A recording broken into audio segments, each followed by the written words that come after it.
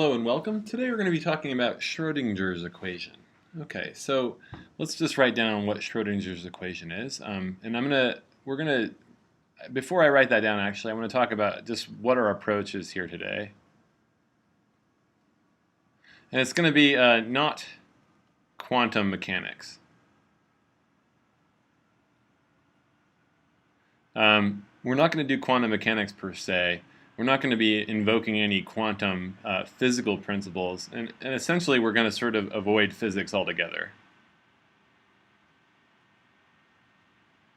Instead, what we're going to talk about is just more of the mathematics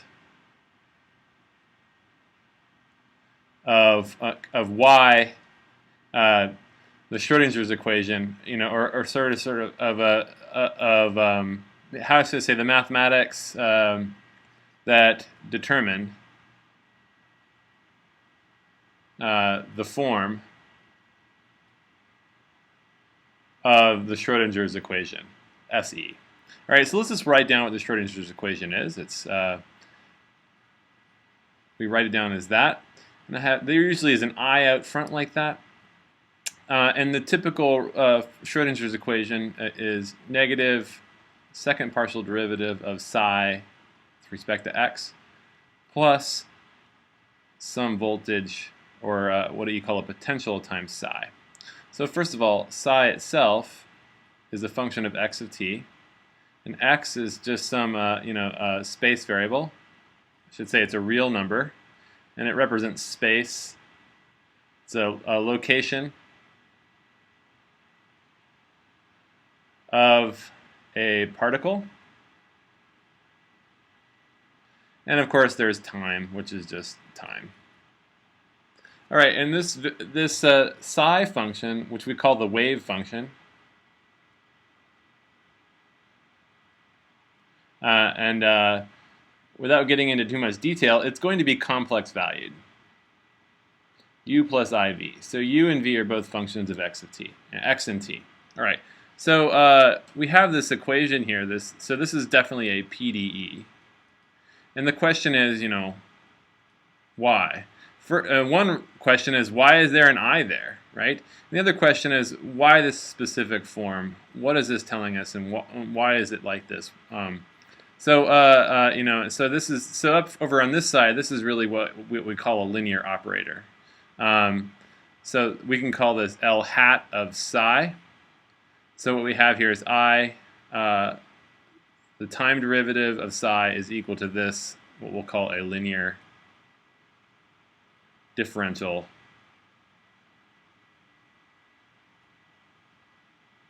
operator.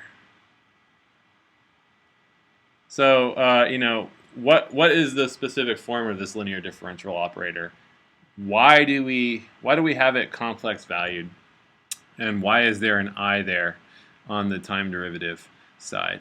So there's a lot of exotic features to this equation that don't show up for in other PDEs, right? So we want to see if we can sort of, rather than just assume this equation is magic, see if we can kind of pick through it and see if we can get some justification for its specific form. And it's not going to be justification based on any kind of physics, or any serious significant physics at least, or any invocation of quantum mechanics, or what the solutions of the equation might be describing in a physical reality. What we're going to do is just go through the mathematical mechanics, if you will, of how this equation works. So we're going to have a very modest goal for this video. Okay, so let's start now with a few assumptions about things. So again, we have this equation. We can state that as sort of our first assumption. We're talking about a linear differential operator, and I'm going to actually scratch this out a bit. I'm going to rewrite this. What we're interested in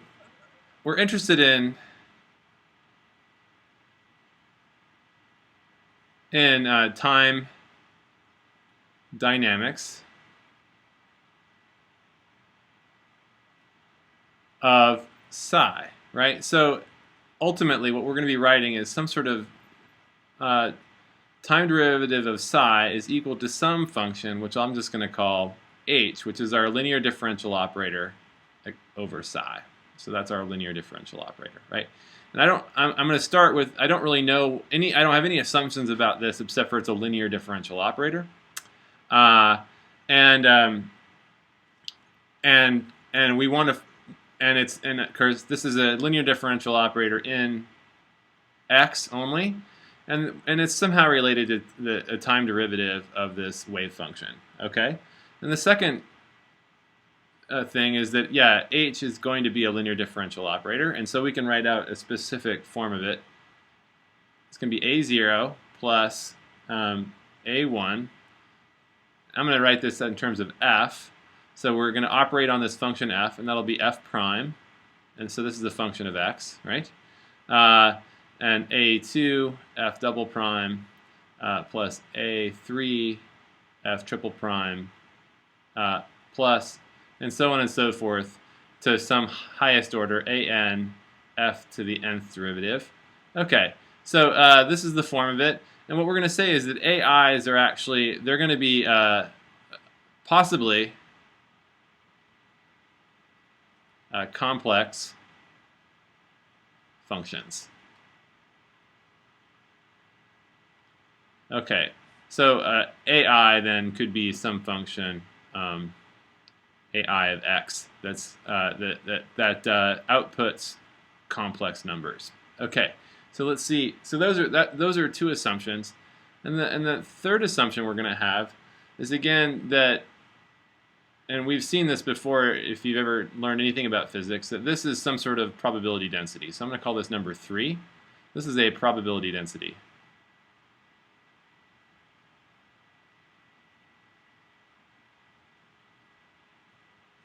Okay, so this is a probability density, and that means I can write the probability of x being within a certain region from a to b is going to be integral of a to b of our squared modulus of the psi function.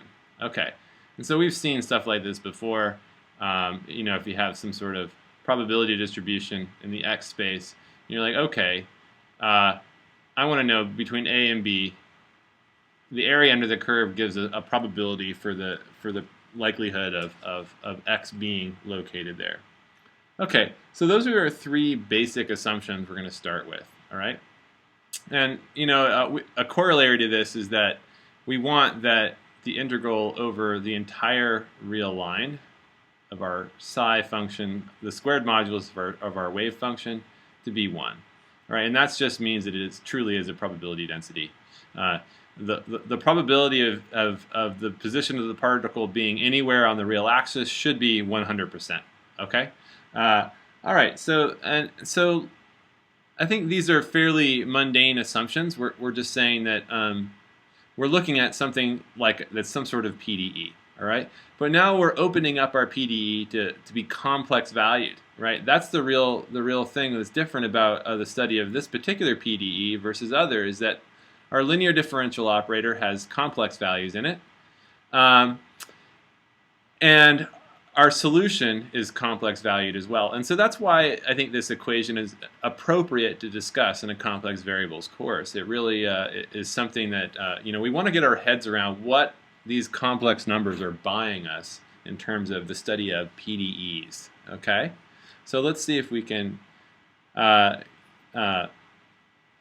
So let's see if we can put this together. And again, I'm going to write those assumptions down as before. We're interested in time dynamics of psi, this complex valued function, and it's going to be equal to some linear operator, differential operator, and that differential operator is going to be of the form a1 a0 f plus a1 f prime plus a2 f double prime, and so on and so forth. And 3, we want that the psi function squared over the real line integrates to 1. Okay, and that's true for all time. Okay, no matter what time it is, this probability density always integrates to 1. That's the definition of a probability density. Okay, so one more thing we need to write down here is a really important tool. It's a tool that's used a lot in PDEs, and that is the inner product. So we have to update our inner product for complex functions.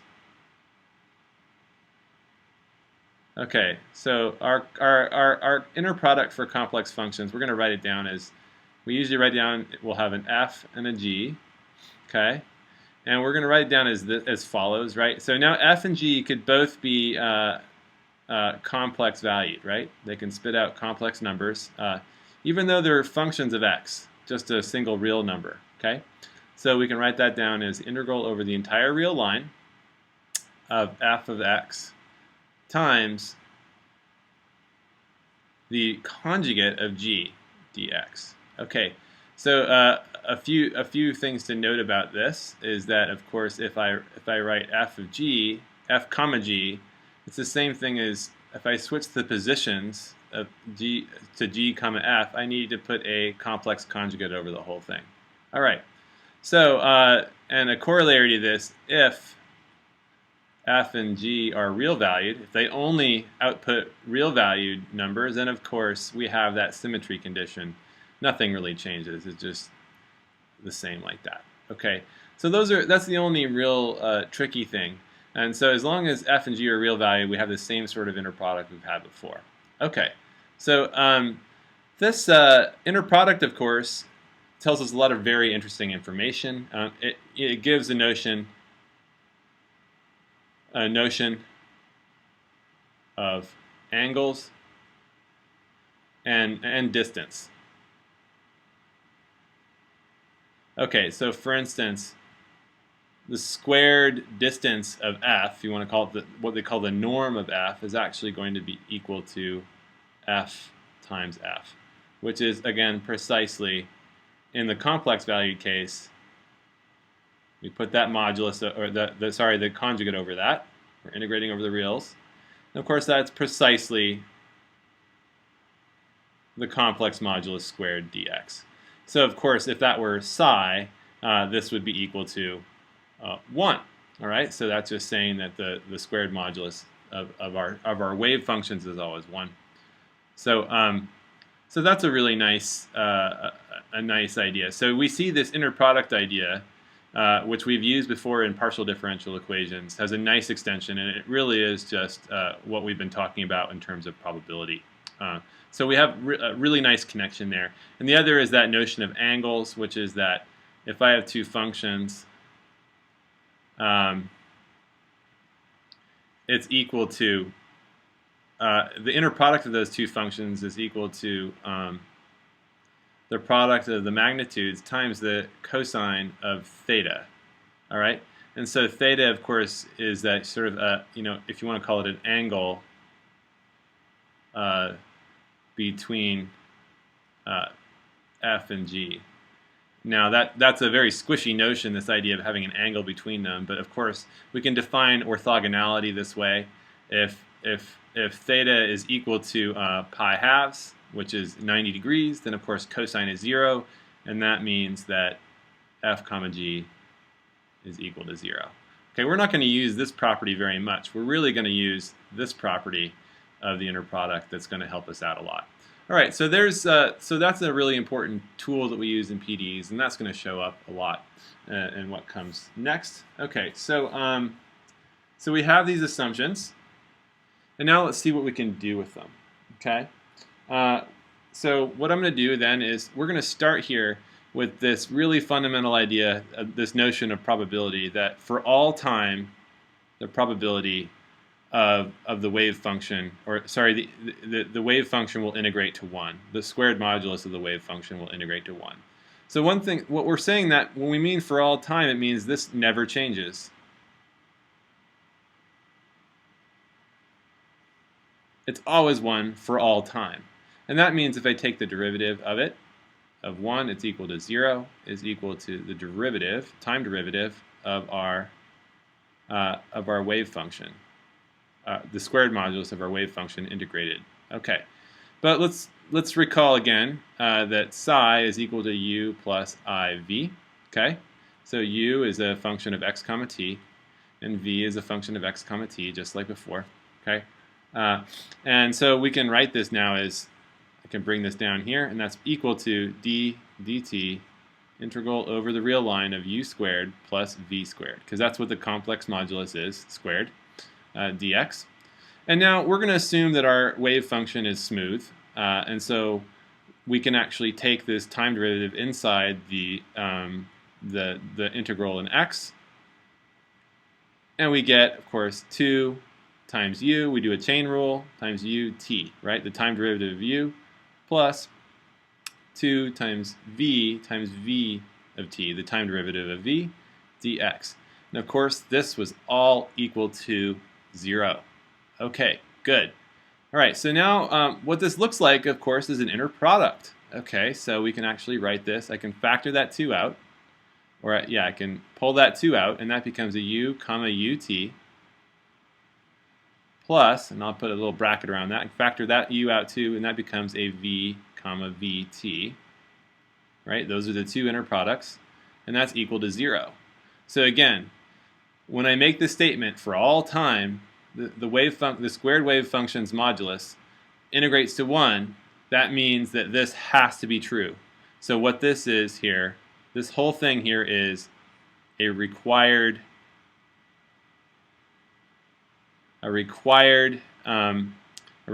condition. Right? I should say, yeah. So this is a necessary condition. Yeah, so necessary. Or a required condition. All right, so let's see where this takes us. Okay, so I'm going to rewrite this on the next line. So again, on our next page, d dt of our wave function squared modulus, that's equal to 0, the time derivative of it, and that's going to be equal to 2 times u inner product with u's time derivative plus v vt inner product, and that whole thing has to equal 0. Another way of writing that, of course, is that the inner product of u ut is equal to negative v vt. Okay, whatever way you want to write it. So so kind of what kind of condition is this?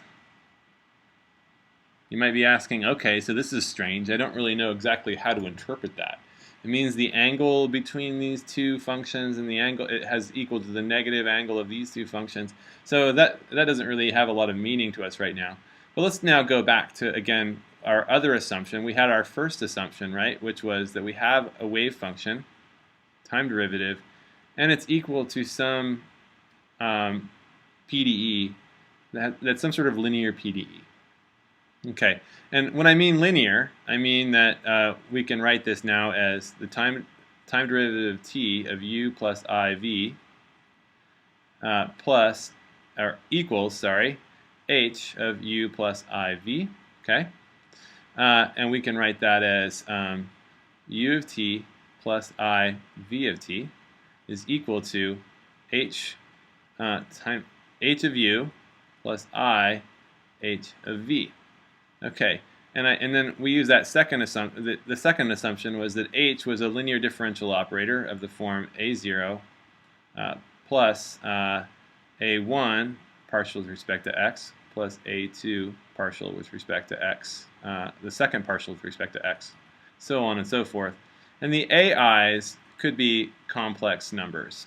Okay, so the question then is, what I have up here, this inner product relationship, and I have UT's sitting there, and I see that I have a way of representing the U of T's, right? So I can replace this U of T with the basically, so that means that U of T is equal to the real part of H of psi, and that means that V of T is equal to the imaginary part of H of psi.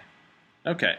So now we have a way of replacing this with some expression involving the linear operator in x. Okay, so what we can do now is actually just try out a few things and see if we can experiment with what this h is. Okay, so let's try that. So if we can actually just go term by term.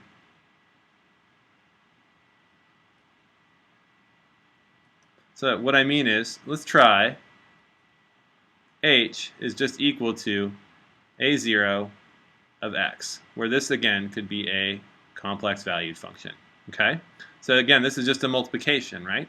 So that means that I have, and so I can actually write this. I'm going to rewrite this now. A0 is equal to, it's going to be equal to what I'll call b plus ic, right? That's because it's complex valued. And again, both of these are functions of x, but we can leave that alone for right now.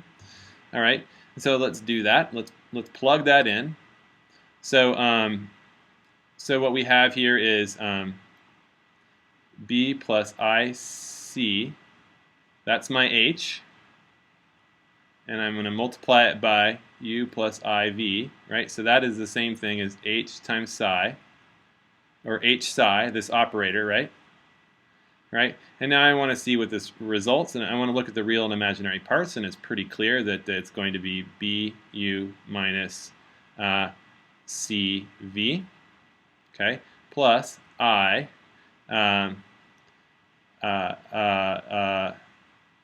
cu plus bv. Okay, good. All right, so this thing here is equal to u of t, and that thing there is equal to v of t. Okay, and again, c and b could be they could be functions of x. So let's put those in. So then what we have here is, so let's go back to our original equation that was required to be, these two things were required to be equal to each other. So what we have is u, comma, and now I'm going to put in, for u of t here, I'm going to put in bu minus cv, and that's equal to negative, what I have here is v, and v of t is now going to be equal to this stuff here, cu plus bv. Okay, all right, so I'm just following the trail of implications here. All right, I know this has to hold for our PDE to be a probability density. Okay, and now I'm saying what kind of linear operators are allowed that that make that a reality. Okay, so let's now do a little work that becomes u, and we should note that all of these functions are real valued, so our inner product is actually a real valued inner product. We don't have to worry about complex numbers because the only imaginary number that shows up is I, and we've actually gotten rid of that. We've just looked at the real and imaginary parts. Okay, so that becomes bu. I'm going to rewrite that.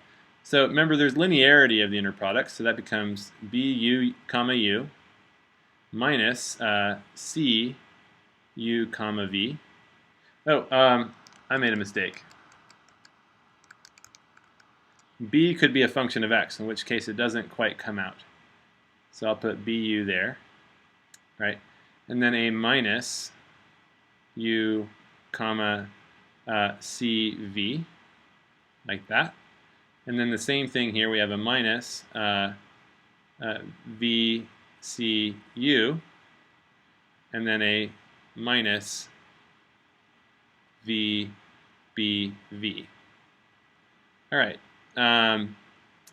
So we can combine these terms a bit here, and actually I'm going to combine this term and that term together, and I get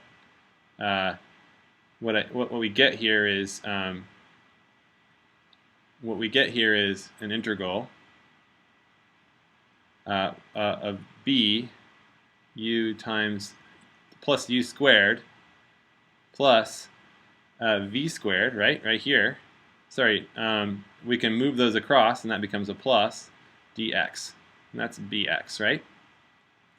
And then likewise, I see this term here, and one thing I can do is, because these are all real valued, I can simply move this c over to this entry. We see that those two things are equal, so they actually cancel. And so I've moved that over, so that's actually equal to 0. All right, so but we know that u squared plus v squared, that's always greater than or equal to 0. So that the only way this thing is equal to 0, we have to require b of x to be equal to 0. That's the only way. Okay, so what do we conclude from all this then? Is that a naught of x is equal to I c of x, which is pure imaginary. Okay, so let's put that together here. So now we've found an allowable form of our PDE. We found that now partial derivative of psi, one valid form of our PDE in Schrodinger's equation is going to be of the form I c of x times psi. So one thing I can do is and c of x could be any function. It doesn't matter what function it is. It could be anything. We haven't put any restrictions on what c of x can be. So actually, I'm going to call it. We're going to just set c of x to be equal to negative what I'll call v of x, and that's just relabeling things here because I want to use this form because this is going to be a potential. In which case I have here, this is going to be negative I v of x psi. What I can do then is multiply both sides of the equation by I, and we get to our Schrodinger's equation, at least a partial Schrodinger's equation. I times the time derivative of psi is equal to v of x times psi. So there's our first Schrodinger equation, something that's in a valid form. And again, we require this I to be there and this function v of x to be there that's real valued. This is required so that the probability never changed. It was always 0. So this is a valid Schrodinger equation. Okay, all right. So so now we have an idea of why there's an I there. This is really important. You cannot do it without that. It's a very, very important element to this PDE. And that was just going term by term. We just assessed this. We haven't assessed any of these other derivatives, see what else they can get us for this thing. But here's a valid Schrodinger equation. It's a fairly simple one. But now we see why that imaginary number is hanging out there. It has to be there. Otherwise, we wouldn't have a probability density. Okay, so let's see if we can now go further. So now, again, we're going to talk about, and so what I'm going to do is actually kind of jump ahead. I'm going to just, make a statement. So, maybe call it a theorem, if you will. It turns out that if we have this h, and now we found out that's actually equal to I, negative I v of x plus a1 partial derivative with respect to x plus a2 partial derivative, second partial derivative with respect to x, so on and so forth. I can actually state, I'll just state without proving, and it goes by a very similar argument as before, is that A1 and A2 are, I should say, and A3 all the way up to AN are all pure imaginary.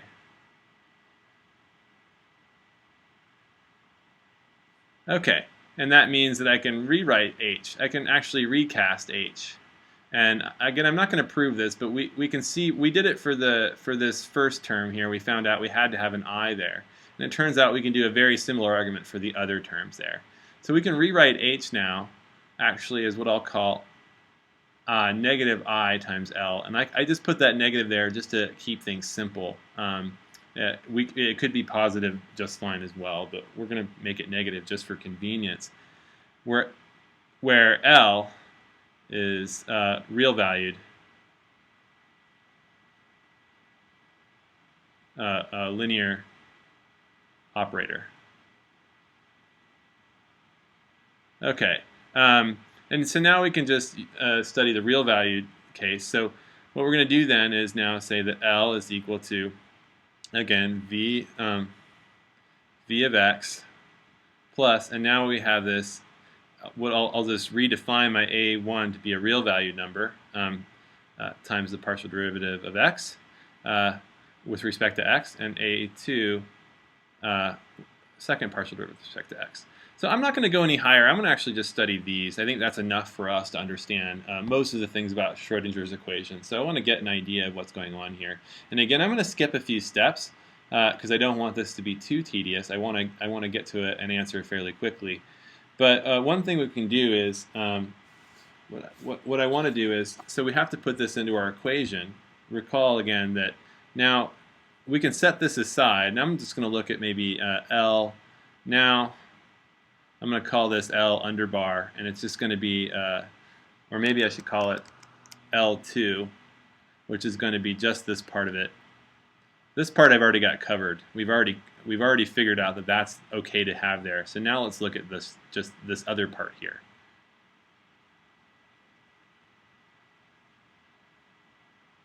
Okay, so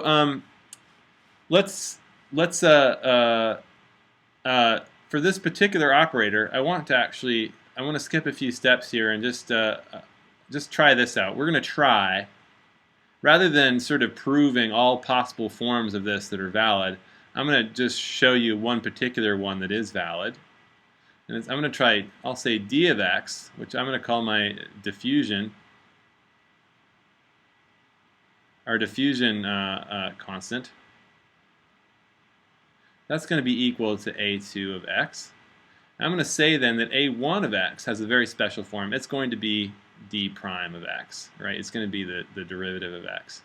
In which case, I can write this as follows. We can do the reverse the product rule on this. We can say that this is actually partial derivative of x of d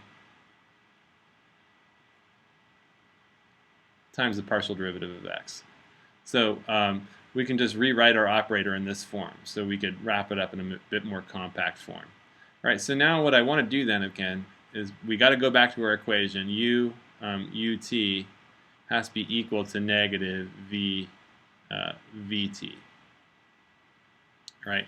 And now we had this idea of a pure imaginary. So what we can actually write this down now as follows.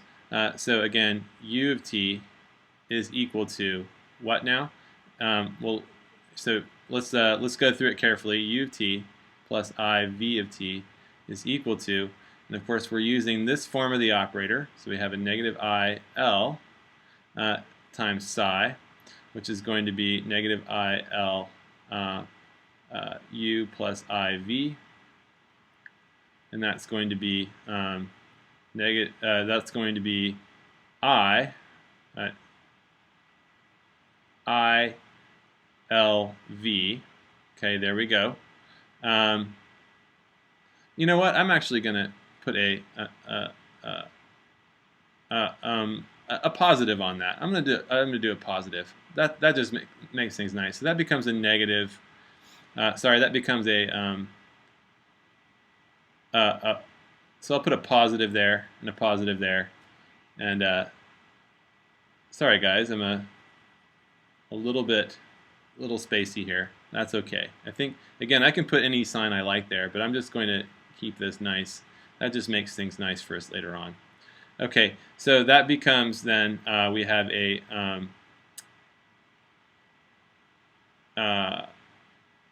oh no, I wanted it negative. Yeah, I was right the first time. I want it negative. That makes things convenient for me. Okay, so now what I have there is a LV, right? And then I have a minus ILU. Right, so that means then that U of t is equal to LV, and V of t, VT, the time derivative of V, is equal to negative LU. Okay, so let's go to another page here. I'm going to rewrite this again. So I have UT is equal to the negative, so that inner product is equal to VT. And now we have this form here. We have, after doing all that study, we found that the time derivative of u is equal to LV, and the time derivative of v is equal to negative Lu. Okay, so actually I'm going to write this as a system. So I'm going to write that as follows. I'm going to actually put it in vector form. So this is a new way to write Schrodinger's equation in vector form. Should put a partial on that, partial derivative of time. And that's going to be equal to, now I can make a matrix, if you will. This is going to be 0, L, negative L, 0. And that'll be a U, V, right? And these are functions. And this is a linear differential operator. But you can see this looks very familiar. This looks like the matrix of a harmonic oscillator.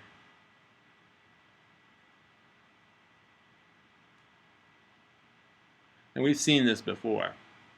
Okay, so now let's go through, and again, L is going to be equal to, so LF, this linear operator is equal to the partial derivative with respect to x of d of x times the partial of f with respect to x. Other way we can write it as, a little more compact way, is d like that. Okay. All right. So now let's put this together. We have to put this into our formula, and we get, I just want to check that this is valid. So now I have u of t. U of t is equal to LV, so that becomes d v of x, all quantity of our x derivative, and that's going to be equal to negative v. And now v of t is equal to negative Lu. So negative Lu is, again, dux, all partial derivative of x, like that. All right, so let's see what we can get from this. So I'm going to look at this part first, and this is, I'm going to rewrite this as go back to the inner product as an integral times dvx partial derivative dx. And if you look at this, you can actually see we can do integration by parts on this. So I see a partial derivative there, so I'm going to remove that. That becomes u d of x v x. I'm going to evaluate it at negative infinity to infinity. And we're assuming all our functions are bounded and they decay away to 0. They decay away to 0 at the limit of infinity to infinity. So this whole part goes to 0. And the next thing we do is, of course, we take a minus sign, and that becomes as follows, this right here, and that becomes, and then we put the derivative on the other one, so now we have a vx, and then we put it on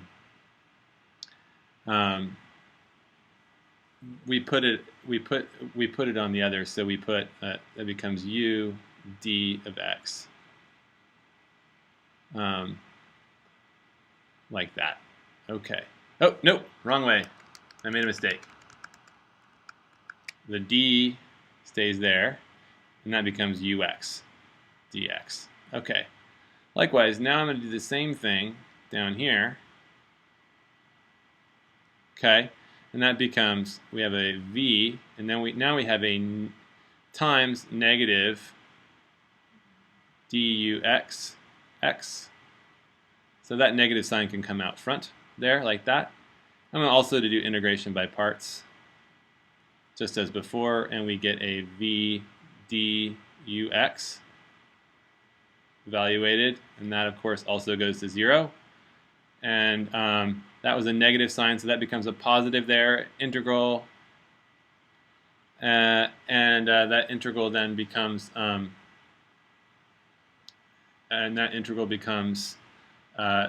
it becomes vx d of x ux dx. Okay, so of course these things, so this term here, that's equal to this right here, and it's that negative term, and it needs to be equal to the negative of this term. So clearly if I put a negative sign there, those two are equal, so check, this works. I'm going to do one more thing here. and actually go further. So remember, I'm going to take this here. This started off as, actually I'll do this line here. This started off as the inner product of u d, sorry, it started off as LV, right? And then what we got from that was that it was equal to negative integral over the reals of Vx d ux dx, okay?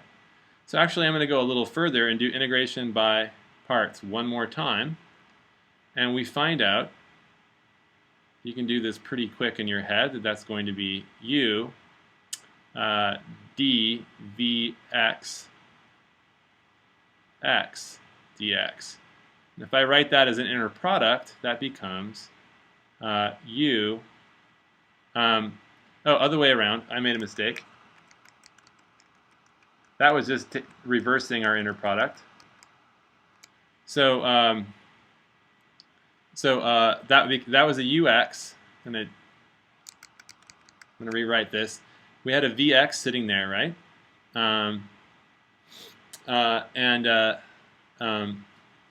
Actually, oops, sorry, I got tripped up there, everybody.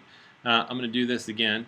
That became, we're going to do integration by parts and take the antiderivative of that one, and then go dux x. There we go. And that, if you write it back as an inner product again, is actually v lu. Now you notice this here. Notice this, that u lv became lu comma v. It's as if the linear operator went from attaching to v to attaching to u.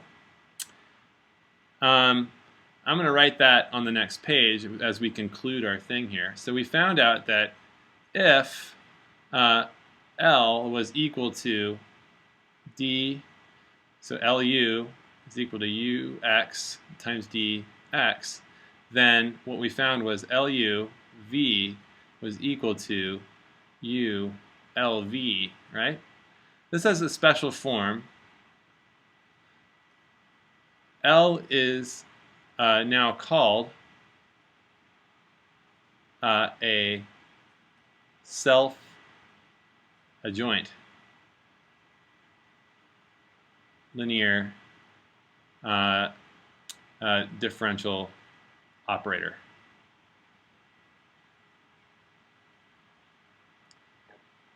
So self-adjoint has a special property, and in fact, all Schrodinger operators are self-adjoint.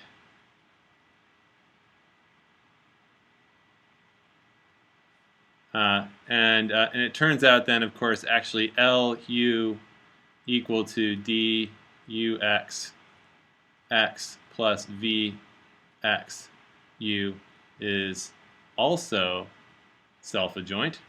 And many more linear operators are self-adjoint, but we can see here that that is, of course, the principal one we're interested in. That's a good example of a differential operator. So again, we can write. So now our Schrodinger equation, we can write it in this form. We can actually write it in a matrix form.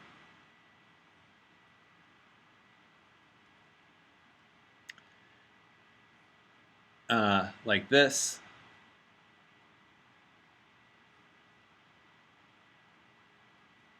Where it looks like a harmonic oscillator.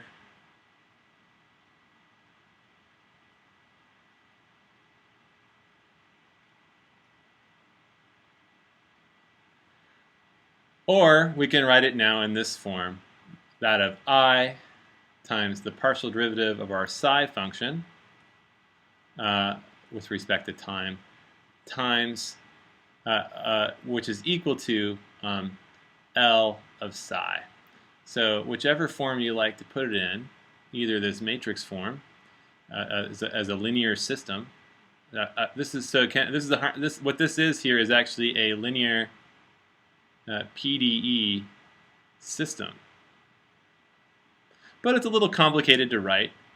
So now we see that this linear PDE system, these are all real value, there's no imaginary numbers, or I can write it in this really compact form.